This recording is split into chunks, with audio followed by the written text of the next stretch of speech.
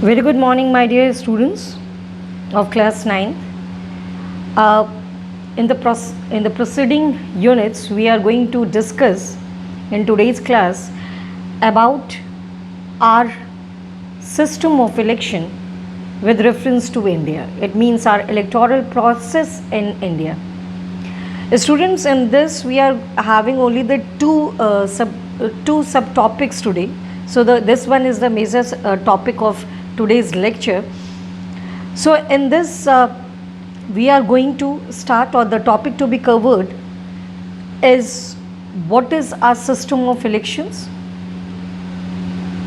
Then Indian election system comprises of Lok Sabha and at this Lok Sabha and State Assembly elections. Then electoral constituencies and reference to reserved constituencies, with reference to reserved constituency. Fine children, in the previous unit we came across with the case study of Haryana along with the importance of elections in the politics, as the elections played a very integral part of the politics. So without elections we cannot think about the democracy. Fine children, then in our previous videos also we came across with the topic that why do we need the elections, and some points we discussed on what makes an elections democratic, and also the political competition with its merits and demerits. Fine children, so आज हम लोग पढ़ेंगे हमारा जो election system है, जो India is term to be the world largest democratic country. तो इस डेमोक्रेटिक कंट्री का जो आधार है, which is what we called it as a true democracy, उसका जो सबसे बड़ा आधार या एसेंस है, that is what we called it as the elections. Let's we talk on the elections process. Students, in Indian elections are conducted at various levels for a member of parliament, जिसको हम लोग लोक सभा कहते हैं, in the लोक सभा, for members of state legislative assembly, जिसको हम MLAs भी बोलते हैं, at the state level. First one is at the central level, and the third one is of the parliament in Rajya Sabha also, and also the members, we have to elect the members in lok panchayat at the local level, that is for the panchayat and for the city corporations, councils. But children, in Indian perspective we are dealing just for the general elections held for Lok Sabha as well as with reference to the state elections. Fine beta, state elections और central elections, जिसको हम लोग कहते हैं general elections. तो इसमें आपके central level of elections. Then अब हम लोग बात करेंगे हमारा जो सिस्टम ऑफ इलेक्शंस है, एक्चुअली में वो क्या कंप्राइजेज या वो क्या कंसिस्ट करता है. जैसे मैंने आपको बताया बेटा कि इलेक्शन सिस्टम इन इंडिया ये डिफरेंट लेवल्स पे वर्कआउट करता है. Central level, state level and local level, and these are the three tiers of Indian federalism. इस इंडियन जो फेडरलिज्म जो कंसेप्ट है हम लोग क्लास 10th में पढ़ेंगे, the second chapter of your civics. So Lok Sabha and state assembly elections, children basically जो elections हैं हमने पहले भी कहा ये एक मेन फीचर्स है जो कि हर 5 साल के बाद होता है. हमने जो केस स्टडी पढ़ी थी 1987 में, 1987 लोक दल की हरियाणा की स्टेट असेंबली इलेक्शंस, वो कंडक्शन उसका 5 years में था, है. तो पहला elections during the period of 1982, then 1987 and then comes to 1991. So हम लोगों को एक रेगुलर इंटरवल ऑफ टाइम की ज़रूरत है. हम इतना बड़ा टाइम पीरियड इसलिए लेते हैं क्योंकि एक सरकार जब चुनी जाती है तो उस एक जो सरकार होती है उसके पॉलिसीज़ एंड प्रोग्राम्स को कंडक्ट करने में उसको टाइम पीरियड चाहिए, है ना, अपने एजेंडाज़ को फुलफ़िल करने के लिए, अपने प्रॉमिसेस को फुलफ़िल करने के लिए. इसके लिए उन्हें एक वक्त की ज़रूरत है, और वही वक्त हमें हमारा जो कॉन्स्टिट्यूशन है हमें दिलाता है फॉर द 5 years, है ना. So elections are held regularly at the time interval of 5 years. बेटा अब जो 5 साल तक चुनी गई है, 5 साल तक जो चुनी गई थी सरकार, अब उसका क्या होगा नेक्स्ट इलेक्शन में. हमारे दिमाग में आता है। तो सबसे इम्पॉर्टेंट है कि जो इलेक्शंस हैं after 5 years the term of all the elected representatives come to an end बेटा। द लोकसभा और Vidhan Sabha stands dissolved. There is a word called as dissolved. इसका मतलब लोकसभा भंग कर दी गई है। भंग कहने का मतलब जो सिटिंग प्राइम मिनिस्टर है या सिटिंग चीफ मिनिस्टर है वो अल्टीमेटली रेजिग्नेशन देते हैं और उसके बाद फिर दोबारा से, अगर वो दोबारा से भी जीतते हैं, वो इलेक्टेड होते हैं, उनके पॉपुलर उनके वर्क को या उनको एज अ फीडबैक के तौर पे दोबारा प्रधानमंत्री या मुख्यमंत्री उनके कार्य प्रणाली को देखते हुए जनता उनको चुनती है।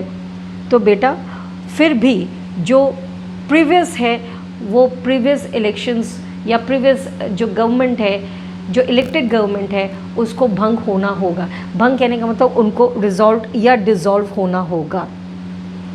ठीक है, the word is called as dissolve. So the Lok Sabha और Vidhan Sabha stands dissolve. Fine. So this is a very important issue. So all the tenure of the elected members, they come to an end, and that is called as your dissolved. That is the Lok Sabha and Vidhan Sabha dissolved. Usually, children, the elections are held at the same interval of time.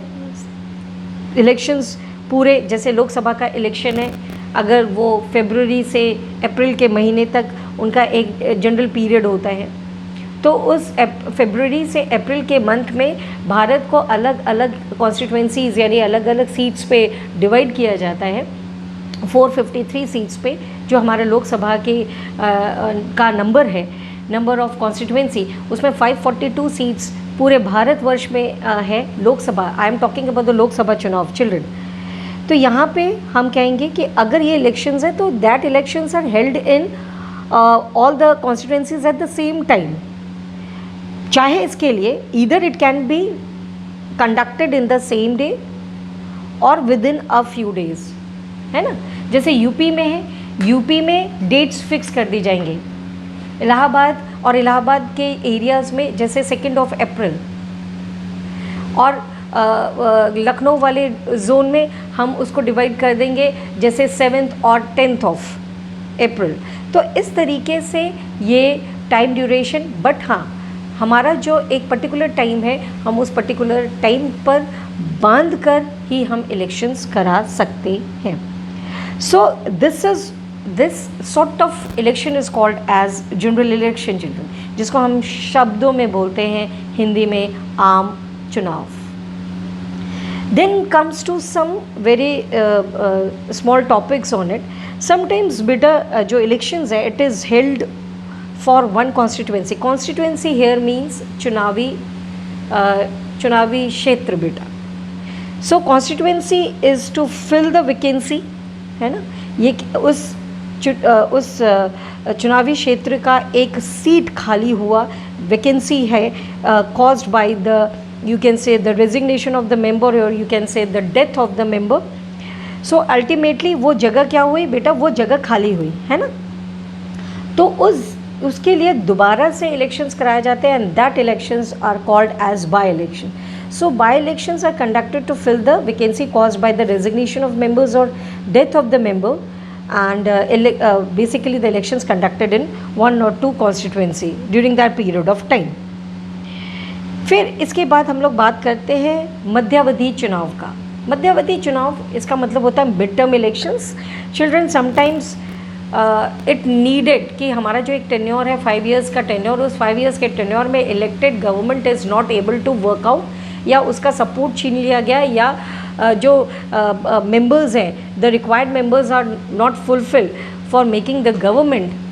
तो ultimately क्या होगा बेटा, ultimately जो जनता है वो दोबारा से चुनाव कराने की कोशिश करेगी। तो इलेक्शन कमीशन को बाध्य होना पड़ता है दोबारा इलेक्शंस कराने के लिए। तो people elect their representative in the middle of the term, therefore it is called as mid term election, मध्यावधि चुनाव। ये कई कारणों से हो सकता है।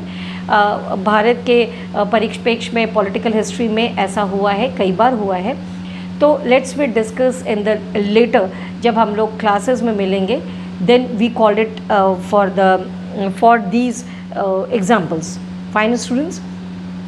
Then comes to the very important topic is about the electoral constituencies. बेटा आप लोगों ने जब केस स्टडी पढ़ा हरियाणा का तो हमने बात की थी कि 90 MLAs में से 60 MLAs किसके थे? लोक दल के, है ना? तो आउट ऑफ 90 जो 90 MLAs हैं और रेस्ट ऑफ जो थे वो किसके थे? द लोक दल and it's alliances along with the 5 members of your Congress. So 76 were won by the Lok Dal and the alliances. तो children यहाँ पे जो 90 MLAs हैं वो 90 MLAs क्या हैं? They are termed to be the seats. अब वो seats क्या हैं? क्योंकि मैंने कहा जो स्टेट लेवल पे चुना जाता है उसको हम लोग मेंबर ऑफ लेजिस्लेटिव असेंबलीज कहते हैं. सो चिल्ड्रन, सबसे बड़ी बात आपको ये जानना है कि एक्चुअली ये इलेक्टोरल कॉन्स्टिट्यूएंसी यानी चुनावी क्षेत्र होता क्या है. बेटा आवर कंट्री जो है it is based on a principle that the country are divided into different areas. That areas are kept for the purpose of elections. Fine. It means that our country follow an area-based system of representation. Area-based system of representation. ठीक है? तो these areas are called as electoral constituencies.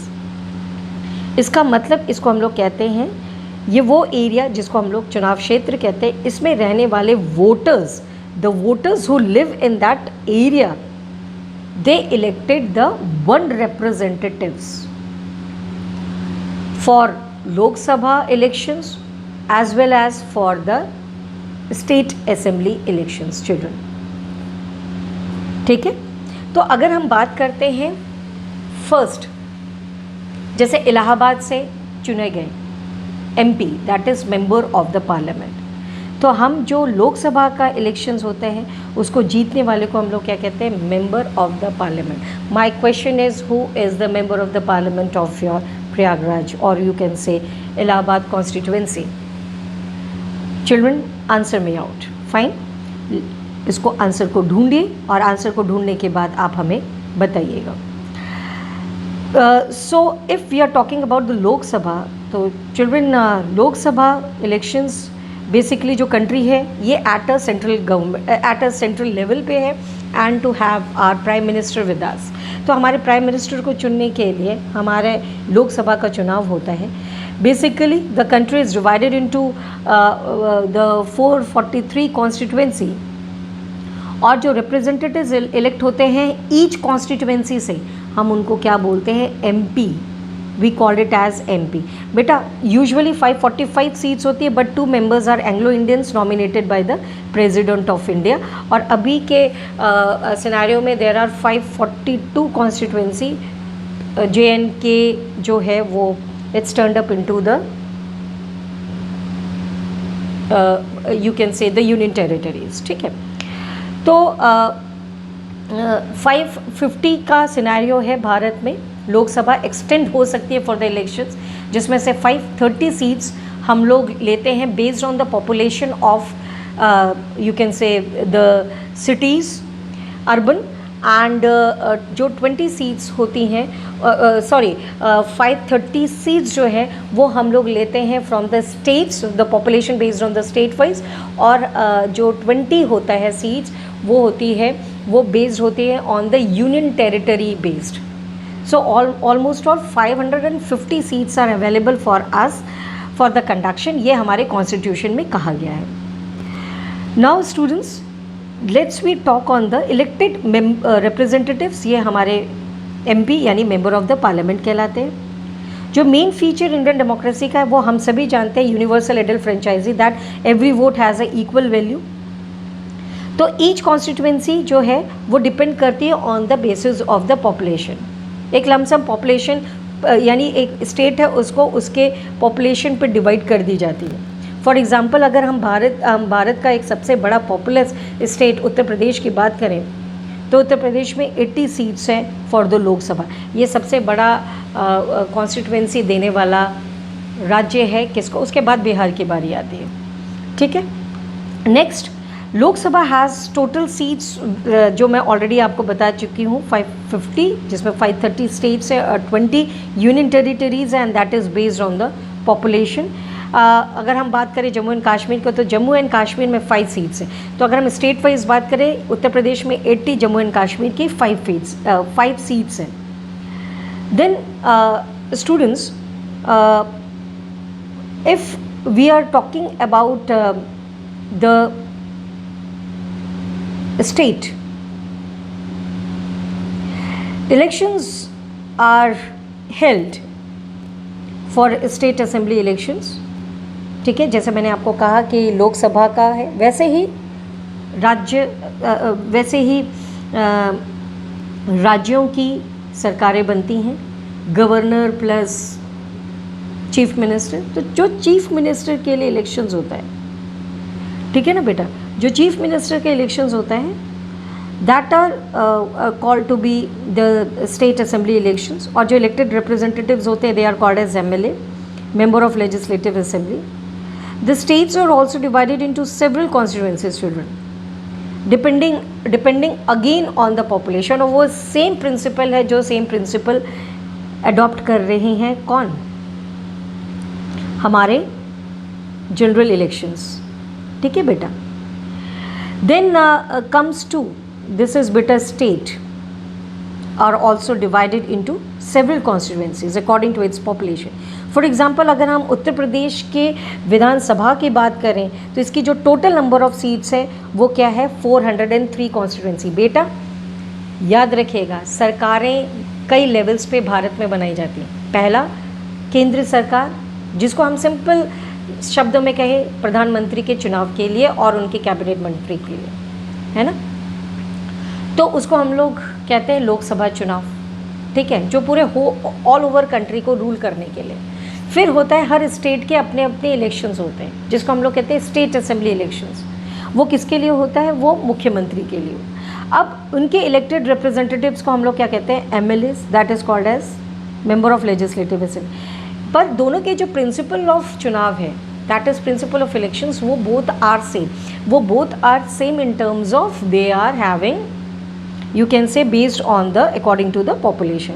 ठीक है, जो इसका गणित है यानी इसके जो मैथमेटिक्स है मैं वो लेटर ऑन मैं आपको बताऊंगी। फॉर एग्जांपल उत्तर प्रदेश के पास 403 कॉन्स्टिट्यूएंसीज़ हैं और बेसिकली अगर हम इसके अलावा बात करें लोकल और डिस्ट्रिक्ट लेवल की भी आप लोगों को पता होगा कि हमारे सभासद वगैरह होते हैं, हमारे मेयर्स होते हैं, है ना, हमारे पंचायत सरपंच होते हैं और पंच होते हैं। तो these are the rulers at the local as well as at the district level, municipal corporation, municipality, fine. तो इनको भी डिवाइड किया जाता है अकॉर्डिंग टू द वार्ड, और इन वार्ड को हम लोग सेवरल वार्ड्स, और इन वार्ड्स को हम लोग कहते हैं खंड। ठीक है, और इनके द्वारा चुने गए जो every ward elects one member of the village और द अर्बन लोकल बॉडीज़। ठीक है, इलाहाबाद में बहुत सारे पश्चिमी हैं, पश्चिमी इलाहाबाद या पूर्वी इलाहाबाद या जो आपका दक्षिणी इलाहाबाद है, इसके अलग अलग खंडों को डिवाइड किया गया है। और इन खंडों में जो वार्ड नंबर 23, वार्ड नंबर 48 आपने इस तरीके से चुना है और उसके द्वारा चुने गए को हम लोग क्या बोलते हैं, what we called it as the counsellor actually. ठीक है, we called it as counsellor और we also called it as the corporators, fine. And the head of the municipal corporation is what we called it as the mayor, है ना। So who is the mayor, और आप अपने ward के body का नाम ज़रूर बताएंगे। ठीक है, काउंसलर्स का नाम ज़रूर बताएंगे। और आप ये भी बताएंगे कि प्रयागराज यानी इलाहाबाद के मेयर, प्रयागराज जो अर्लियर नेम इलाहाबाद और नाउ इट इज़ प्रयागराज, तो उसकी मेयर कौन है, ठीक है, that should be known to me बेटा। ये कुछ छोटे छोटे क्वेश्चंस हैं, इन क्वेश्चंस को you have to go for it, fine बेटा। Then comes to the termed reserved constituencies. बेटा एक सोसाइटी है, सोसाइटी में कई तरह के रिलीजन, कास्ट, क्रीड के लोग रहते हैं और भारत की डेमोक्रेसी को स्ट्रॉन्ग करने का सबसे बड़ा आधार ही है कि यहाँ पे इक्वलिटी इंश्योर की जा रही है। ये इक्वलिटी हर तरीके से, चाहे इकोनॉमिक इक्वलिटी हो, एजुकेशनल इक्वलिटी हो, सोशल इक्वलिटी हो, कल्चरल इक्वलिटी हो या फिर पॉलिटिकल इक्वलिटी। तो एक टाइम पीरियड आया जब हमारे जो कॉन्स्टिट्यूशन मेकर्स थे उनको उनको उनको ये बात पता थी कि भारत अगर आज़ाद होता है तो भी कहीं ना कहीं कास्टिसिज्म बेस्ड सेग्रीगेशन ज़रूर होगा, है ना। तो constitution makers they worried that open electoral competitions is not good for the weaker sections actually. और इसके वजह से होगा क्या, जो स्ट्रॉन्गर सेक्शन है they may get to have you can say the seats in the Lok Sabha or the state legislative council assemblies, और weaker section को opportunities नहीं मिल पाएगी। इसके लिए makers ने एक system बनाया, एक special system बनाया of conducting the elections for the weaker section, and that is what we called it as reserved constituencies. So बेटा आरक्षित जिसे हम लोग कहते हैं, चुनावी क्षेत्र, some constituencies which are it means they are reserved for the people who belongs to scheduled caste and scheduled tribes. These are what we call it as the reserved constituencies. Basically beta in जैसे for example in a SC reserved constituency, अगर वो SC यानी कि scheduled caste से belong करता है, only he belongs to that section, उसको they can stand for the elections, children. Similarly, those who belongs to scheduled tribes can contest the elections from a constituency which is reserved for the ST only. ठीक है बेटा। If you are talking about the today's scenario of the SC and STs reserve seats in Lok Sabha, तो 84 seats जो हैं वो schedule caste के लिए रखी गई हैं, 47 सीट्स जो हैं वो शेड्यूल ट्राइब्स के लिए हैं according to the you can say 26 जनवरी 2019 के हिसाब से। This number is in proportion to their share in the total population. Therefore बेटा जो रिजर्व सीट्स है SC STs के लिए, they do not take away the legitimate shares of any other social groups, क्योंकि हम कह सकते हैं कि इनके शेयर्स कंपैरेटिव क्या हैं, कम हैं। तो कहीं ना कहीं इनको जो कहते हैं ना कि इनका वो एक वैलिडिटी तौर से इनको कहीं ना कहीं शेयर नहीं मिल पाता है। So this system of reservation जो है, this is what we called it as reserve constituency. बेटा ये सिस्टम ऑफ रिजर्वेशन लोकसभा से स्टेट लेवल से डिस्ट्रिक्ट और रूरल लेवल पे भी आया है। जैसे कि हम पंचायत में भी बात करते हैं, अर्बन्स की भी बात करते हैं। आप लोगों ने सुना होगा कि ग्राम पंचायत में और जैसे मैंने अभी आपको कहा वार्डीज़ के लिए, है ना, तो लोकल लेवल ऑफ गवर्नमेंट के लिए भी इलेक्शंस होते हैं और उसके लिए according to 73rd and 74th constitutional amendment जो हमारी सरकार है, उन्होंने एक बहुत इम्पॉर्टेंट, उनका ये मकसद था कि ग्रास रूट लेवल यानी कि सिटी यानी अर्बन और रूरल इंडिया में अगर सरकार नहीं बनेगी और सही तरीके से काम नहीं करेगी तो कंट्री एज अ होल कभी भी अच्छा काम नहीं कर पाएगा, है ना। तो इसके लिए लोकल बॉडीज़ ने अपने SC ST के साथ साथ OBCs को भी सीट्स दिलाई। और आपको हम एक और बात बताना चाहते हैं बेटा, it is very very mandatory for the reservation of seats, 1/3 seats are reserve for the women section of the society बेटा, in both the rural as well as urban local bodies। It means 1/3 seats are kept for the women candidate beta, reserved for the women candidate at both the levels. It means the rural as well as the urban level bodies. Fine. Ultimately किसके लिए?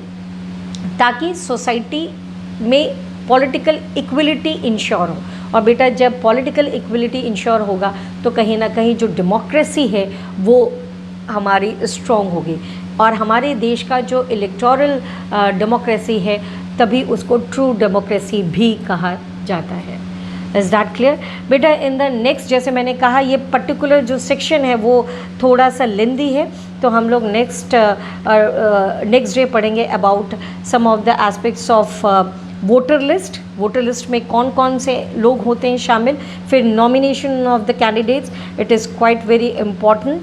Then comes to the elections campaign. ठीक है, ये 3 actions के 3 topics के साथ हम लोग एक्टिव रहेंगे in our next class. So till then children take care, है ना, और you can watch the video and go through with the points that we have discussed, और इसके साथ साथ रिविजन्स नीडेड बेटा. Thank you children, thank you very much.